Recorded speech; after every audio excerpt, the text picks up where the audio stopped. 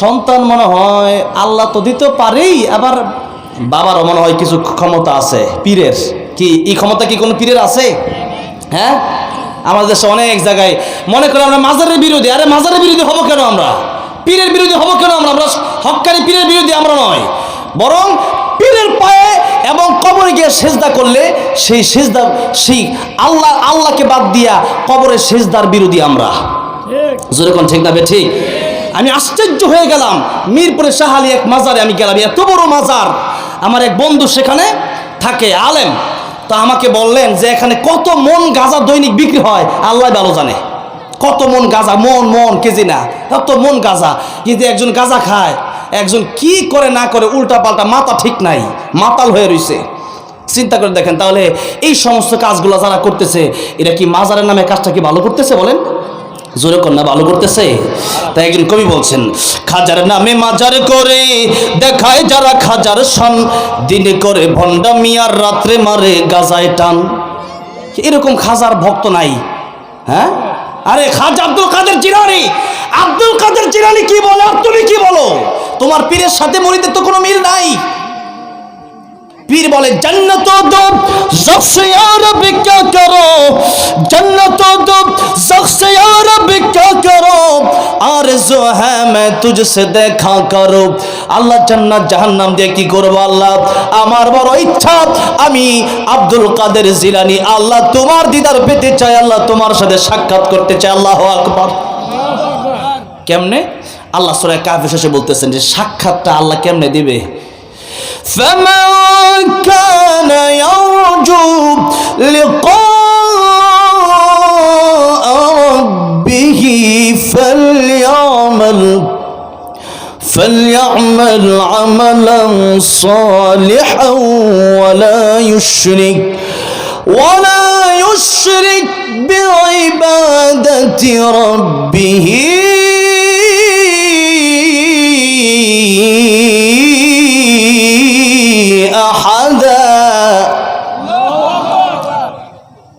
আল্লাহ বলতেছেন দুইটা কাজ করলে আমি আল্লাহ তোমাদের সাথে জান্নাতের দিদার দেব, দেখা করব। যেরকম সুবহানাল্লাহ।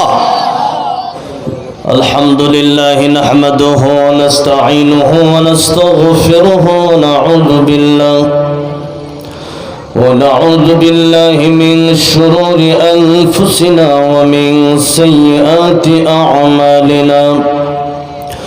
من يهده الله فلا مضل له ومن يضلله فلا هادي له ونشهد أن لا إله إلا الله وحده لا شريك له ونشهد أن سيدنا وحبيبنا ومولانا محمدا عبده ورسوله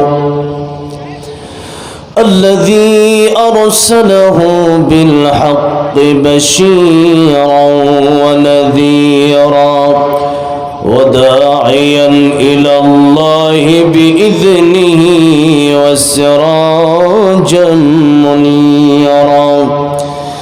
أما بعد فقد قال الله تعالى في كلامه المجيد وفي فرقانه الحميد: أعوذ بالله من الشيطان الرجيم. بسم الله الرحمن الرحيم. إنما وليكم الله ورسوله والذين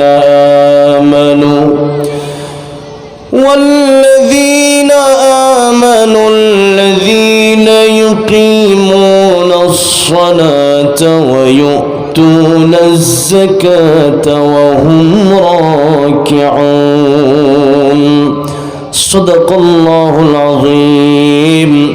وقال النبي صلى الله عليه وسلم: من أحب سنتي فقد أحبني ومن أحبني كان معي في الجنة. أو كما قال النبي عليه الصلاة والسلام. وقال النبي صلى الله عليه وسلم: لا طاعة لمخلوق في معصية الخالق. أو كما قال النبي عليه الصلاة والسلام.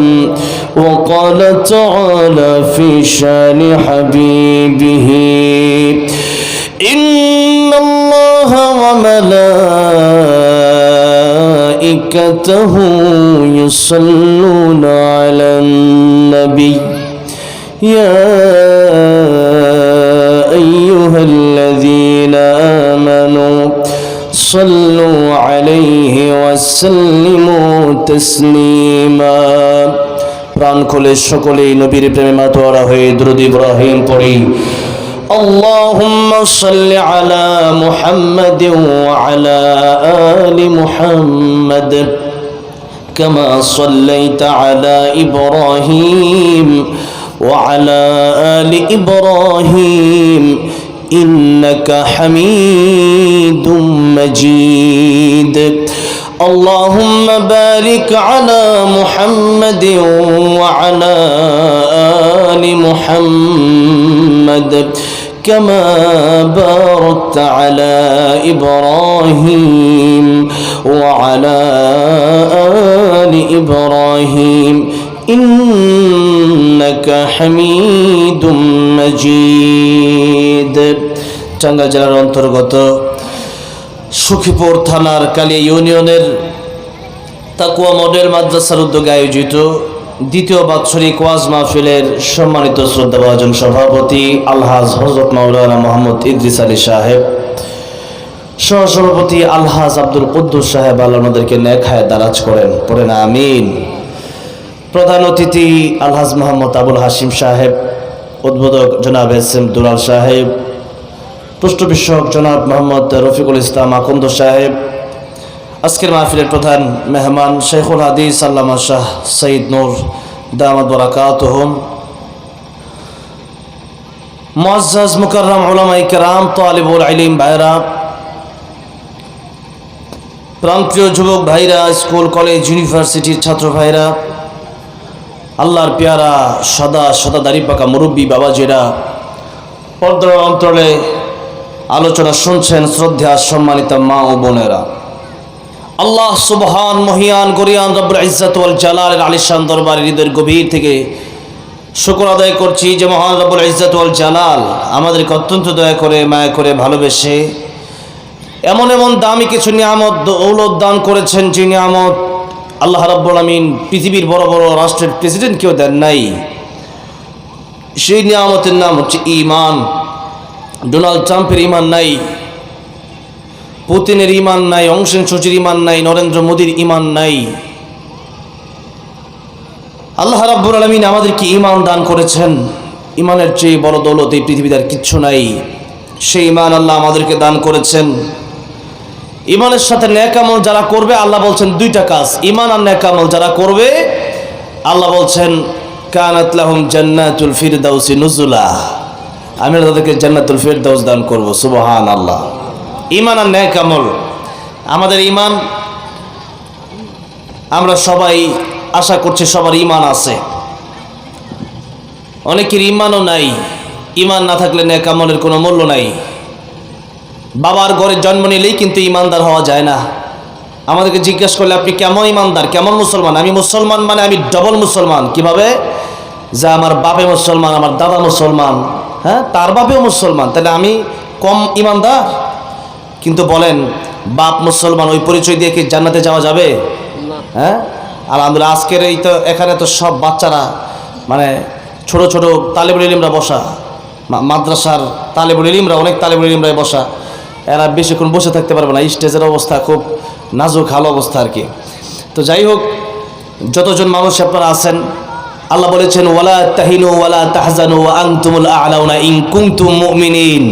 ঈমানদার যদি হও, 313 জন লোক যদি বদরের মতো, বদরের ঈমানদারদের মতো ঈমানদার যদি এখানে থাকেন, টেনশন নাই। একজনও যদি হন, আল্লাহ বলেন নাই আমার অনেক ইমানদার লাগবে। আল্লাহ বললেন ইমানদার লাগবে, ইমানদারের মতো ইমানদার হওয়া লাগবে। তাহলে তোমাদের কোনো টেনশন নাই, তোমাদের কোনো চিন্তা নেই, তোমাদের বিজয় আমি আল্লাহ দান করবই। সুবহানাল্লাহ। ইমানদার হতে হবে ইমানদারের মতো, সেটা কম হোক সমস্যা নাই। আর অনেক মানুষ যে হতে হবে বিষয়টা সেরকম নয়। আবার আল্লাহ নবী হাদিস শরীফের ভিতরে বলেছেন, আমার উম্মতের মধ্যে 73 দল হবে, একটা যাবে জান্নাতে, বাকি সব জাহান্নামে যাবে, একটা যাবে জান্নাতে। কি ফজরের সময় কি মুসল্লি বেশি হয় না কম হয়? হ্যাঁ, কম হয়। এলাকায় যত মানুষ আছে সবাই যদি মসজিদে আসে, কি মনে করেন মসজিদে জায়গা হবে? হবে না। জুমার দিন মসজিদে জায়গা হয় না, মসজিদের বাইরে পর্যন্ত, হ্যাঁ, মসজিদের চেয়ে বেশি লোক আমাদের শহরে বিশেষ করে। আর গ্রামগঞ্জে তো মোটামুটি মসজিদ হয়ে যায়, আর শহরে মসজিদের বাইরে মসজিদের চেয়ে বেশি মানুষ, রাস্তাঘাট ব্লক হয়ে যায় জুমার দিন। তাহলে কি মনে করেন আমাদের দেশে এই যে এই এলাকায় যারা আছে, মানে 95% 95% মুসলমান, ঠিক না ঠিক বলেন? এই অল্প কিছু হিন্দু থাকতে পারে, আর সব মুসলমান। তাহলে নামাজের সময় ফজর যারা পড়ে না, এরা কি মুসলমান? হ্যাঁ, আল্লাহ, হ্যাঁ, নাম কাওয়াস্তে মুসলমান, কাজে মুসলমান, মুসলমান কাজে হতে পারি নাই। নামে মুসলমান নাকি কামে মুসলমান, নামে কামে মিল না, নামে কামে মিল না হলে, নামে কামে মিল না হলে বইবে যে তুফান তুমি। নামে মুসলমান নাকি কামে মুসলমান। নাম রেখেছে আব্দুর রহমান, নামাজ পড়ে না। এই সমাজে এমন লোকের সংখ্যা অগণা, ঠিক না বে ঠিক? এমন সমাজ বদলাতে কে, এমন সমাজ বদলাতে কে রাখবে অবদান তুমি। নামে মুসলমান নাকি কামে মুসলমান তুমি। নামে মুসলমান নাকি কামে মুসলমান। আমরা নামে মুসলমান বেশি, কাজে মুসলমান, কাজে মুসলমান কম, ঠিক না বে ঠিক? ফজরে মুসল্লি যেমন, কাজে মুসলমান এমন। ইব্রাহিম আলাইহিস সালাম, ওনার বাবা ছিল কাফের শুধু নয়, মুশরিক শুধু নয়, মুশরিকদের লিডার ছিল ইব্রাহিম আলাইহিস সালামের বাবা আজর। কিয়ামতের কঠিন ময়দানে ইব্রাহিম আলাইহিস সালাম আল্লাহর খলিল, আল্লাহর খলিল ইব্রাহিম আলাইহিস সালাম যখন জান্নাতে যাবে, আজর তাকায় থাকবে, ইব্রাহিম জান্নাতে যায় আর বলবে, ইব্রাহিম আমার জন্য সুপারিশ করো। আল্লাহ বলবেন, ইব্রাহিম তোমার সুপারিশ আজকে তার ব্যাপারে কাজে আসবে না, ঈমান যার নাই তার ব্যাপারে কোনো সুপারিশ নাই। যার ঈমান নাই তার ব্যাপারে নবী সুপারিশ করলেও কাজ হবে না। কিয়ামতের মধ্যে সূরা কাউসারের ব্যাখ্যা এসেছে, আল্লাহ রাব্বুল আমিন নবী যখন হাউজে কাউসারের পানি পান করাবেন, তখন হাউজে কাউসারের পানি পান করতে কিন্তু আমার তো পানি 30টা লাগছে, কিন্তু আমি অনেক আগেই পানি পান করতাম। এই পানিটা যেভাবেই হোক আনছেন, এটা ইকোয়াফি না, এটা হচ্ছে কোকাকোলা কোম্পানি, মানে ইসরায়েলদের পানি। এই পানি আমি কোনোভাবে আমি এটা মুখে দেবো না। আমাকে দয়া করে টাঙ্গাইলের খালের পানি এনে, নদীর পানি এনে দেন, তাও এই পানি আমার এতে সরান। কারণ এই ইকোয়াফি না, কোকাকোলা আমি খাবো না। এদের এটা খাবো কি জন্য? এরা তো মুসলমানদের এই পানির টাকায় মুসলমানদেরকে গুলি করে করে মারে। এই ইকোয়াফি না কিনলে কোকাকোলা, আর অনেক তো নামই জানি না, পরে খাওয়ার পরে প্রোডাক্ট কেনার পর দেখি ইসরায়েলের।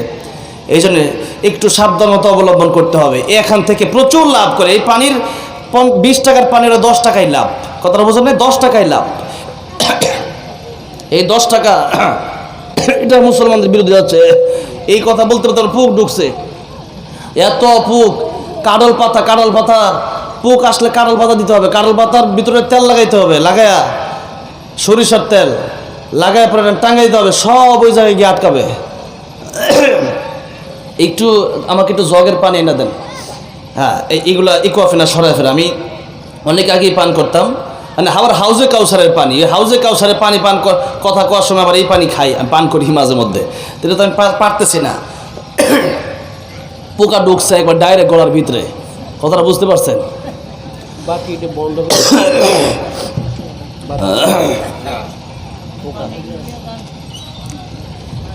একটু খাল বিলের পানি আনে নিরাবাদ দিয়া। টাঙ্গাইল গাজীপুরের পানি এইরকম পানি সারা বাংলাদেশে পাওয়া যায় না। খুলনা সাতক্ষীরা মাঝে মধ্যে গেলে এই পানি খেয়ে অসুস্থ হয়ে যায়, এমন পানি। তারা কই হচ্ছে ডাবের পানি। আমি কি ডাবের পানি? আপনার পানি খাওয়াইতেছেন, খাওয়াই পরের দিন জড়াইয়া পড়ে, এমন মারাত্মক পানি, গোলা পানি। কথাটা বুঝে আসছে? আবার কিছু জায়গা আছে এমন লবণাক্ত পানি পান করা যায় না। আলহামদুলিল্লাহ এই অঞ্চলটা মানে ঢাকার এই পাশটা, ঢাকার ভিতরের পানি তো পান করে, বুড়িগঙ্গা নদীর পানি, এটা একদিকে ওয়াশরুমের পানি যায়, ওই পানি আবার মানুষ খায় সাপ্লাই করে। তো যাই হোক, আল্লাহ আমাদেরকে কত নিয়ামত দান করছে। গাজীপুর, টাঙ্গাইল, আমার বাড়ি তো গাজীপুর আর টাঙ্গাইল, এই এলাকার পানি একবারে স্বচ্ছ পানি। এখানে কিনা পানি খাওয়ার লাগে না, এই কিনার চা আমাদের পানি বলে। এখানে কত কিছু দেয় আল্লাহ জানে, এটা মেডিসিন টেডিসিন দরকার নাই। আল্লাহ বা তার বান্দার জন্য মাটির নিচে কুদরতি পানির ব্যবস্থা করে রাখছে। আলহামদুলিল্লাহ, কত পানি পান করছেন জীবনে, কয়বার আলহামদুলিল্লাহ বলছেন, কয়বার শুকরিয়া আদায় করছেন। আর এই পানি 20 টাকা করে, আল্লাহ যদি এই পানি বেচতো পরে কয় টাকা লাগতো? কোন এই পানি যদি মাটির নিচে থেকে কিনা খাওয়া লাগতো, কয় টাকা করে লাগতো? হ্যাঁ, এই চিন্তাই করে না, নাস্তিকরা এই চিন্তাটা করে না। যাই হোক, যে কথা বলতেছিলাম, হাউজে কাউসারের পানি যখন নবী পান করাবেন, আল্লাহ নিজে একটা পর্দা ফেলে দিবেন। কেন? নবী যে সুপারিশ করবেন, এর মানে এই নয় যে নামাজ রোজা বাদ দিয়া নবীর সুপারিশ কাজ হবে না, বরং জীবনে অনেক ইবাদত করছেন, এরপরে এমন কিছু কাজ করে ফেলছেন যেগুলো করলে জাহান্নামে যাওয়া লাগবে আপনার। কিন্তু আপনি নামাজ রোজা পড়ছেন, ইবাদত ঠিক রাখছেন, হ্যাঁ, আল্লাহ রাসূলকে ভালোবাসছেন, এরপরেও একটা বিপদে পড়ে গেছেন, একটু বদআমলে করে আপনার জাহান্নামে যাওয়া লাগতেছে, এই সময় আমার নবী সুপারিশ করবেন। এরপরে দেখা গেছে যে কিয়ামতের কঠিন ময়দানে আল্লাহ নবী যখন হাউজে কাউসারের পানি তার উম্মতদেরকে পান করাবেন, একবার যে পান করবে 50,000 বছর আর পানির পিপাসা লাগবে না। সুবহানাল্লাহ। একবার যে ব্যক্তি পান করবে, আল্লাহ সেদিন হাউজে কাউসারের পানি ছাড়া কোনো পানি পাওয়া যাবে, কোনো পানি পাওয়া যাবে না। তা হাউজে কাউসারের পানি কেমনে? নবীর সুন্নত নামাই না, হ্যাঁ, এরপরে নবীর আদর্শ নামাই না, তাহলে কেমনে? নবীর আদর্শ বাস্তবায়ন করতে হবে, সুন্নত মানতে হবে, হ্যাঁ, ফরজ পইরা নামাজের একটু সময় সুন্নতটা যে পড়বো ওই দেরি করতে পারে না, ফরজ পইরাই দূর। কার মানে কত পরে মসজিদ যাবে, কোনো রকম রুকুটা যখন দেয় এতক্ষণ বাইরে আড্ডা, রুকুটা যখন দেয় তাড়াতাড়ি কি আল্লাহু আকবার, আবার যখন সালামটা ফিরে কোন সময় ফিরে কোন সময় খালি বাড়িয়ে যাইব। এই জন্য মসজিদে আবু বকর রাদিয়াল্লাহু আনহু আগে ঢুকতেন, বের হতেন সবার পরে। আবু বকর রাদিয়াল্লাহু আনহুর সাথে আমরা জান্নাতে যেতে চাই কি চাই না? মসজিদে যেতে হবে আগে আর বের হতে হবে সবার পরে, ঠিক আছে না ইনশাআল্লাহ? আল্লাহ কিয়ামতের ময়দানে আমাদেরকে যেন নবীর সুপারিশ শাফাআত যেন আমাদেরকে নসিব করে দেন, জলে বলেন আমিন। হ্যাঁ হ্যাঁ, মাশাআল্লাহ, এটা ঠিক আছে, ফ্রেশ কোম্পানি, ভালো।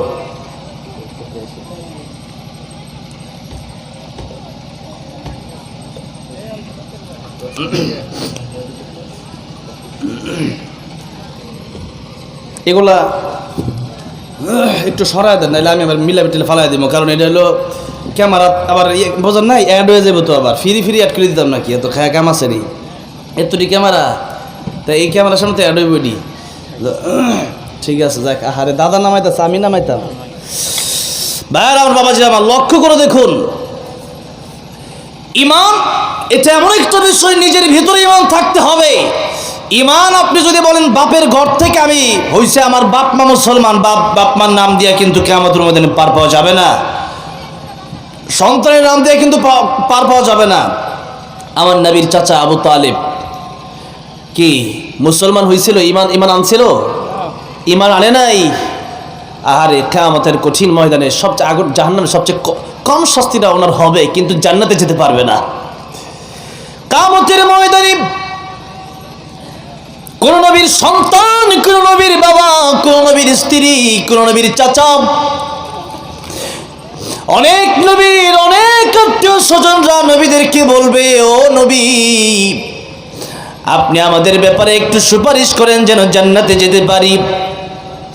কিয়ামতের কঠিন ময়দানে কোন নবীর সুপারিশ বেঈমানদের পক্ষে কবুল হবে না। ঈমান যদি না থাকে আমার নবীর সুপারিশ মঞ্জুর হবে না। আজকে আমাদের অনেকের ঈমান নাই। ঈমান যাদের নাই একটু লক্ষ্য করেন তো, ইমানে মুফাসসাল পড়ছিলেন, আলোচনাটা আসলে কি জানেন, মানে আসছেন এত কষ্ট করছেন এই মাহফিলটার জন্য। 1 তারিখে মাহফিলটা হওয়ার কথা ছিল, বৃষ্টি হয়েছে, এই মাহফিলটা আবার করতে অনেক কষ্ট হয়েছে। আপনাদেরকে এই ঋণ কি দিয়ে পরিশোধ করব?